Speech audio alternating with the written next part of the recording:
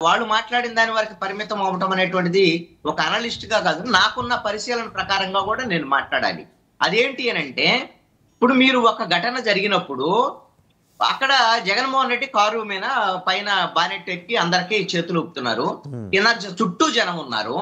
ఒక కారు కింద ఒక మనిషి పడి ఆ విధంగా టైర్ కింద అట్లా వెళ్ళిపోతూ ఉంటే అతని మీద మనిషి మీద నుంచి వెళ్తుంటే ఆ పైన జగన్మోహన్ రెడ్డి ఉన్నాయి, చంద్రబాబు నాయుడు ఉన్నాయి, అసలు యేసు ప్రభు ఉన్నా అల్లా ఉన్నా సరే ముందు అసలు మనిషి అనేటువంటి వ్యక్తి అయ్యో మనిషి పడ్డాడు చుట్టూ ఉన్నటువంటి వాళ్ళందరూ ఆపుతారు. మనిషి గురించి ఆలోచిస్తారు. హ్మ్.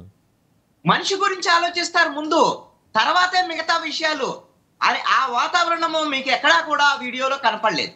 ఒకటి ఆ వీడియోకి సంబంధించినటువంటి వ్యవహారము, ఆ 37 సెకండ్ల వీడియోకి సంబంధించినటువంటి తప్ప మరి ఆ వీడియో అన్ని వీడియోలు చుట్టూ ఉన్నటువంటి వాళ్ళు తీసుకున్నటువంటి క్రమంలో ఆ తర్వాత ఆ కారు దాటేసి వెళ్ళిన తర్వాత ఆ బాడీకి సంబంధించినటువంటి వ్యవహారం ఎవరు దాన్ని ఆ వీడియో తీశారు, ఎవరికి సంబంధించినటువంటి వాళ్ళ ఇచ్చేశారు, ఇవి లేవండి. ఇవన్నీ కూడా ఈ కంటిన్యూషన్ లేవు.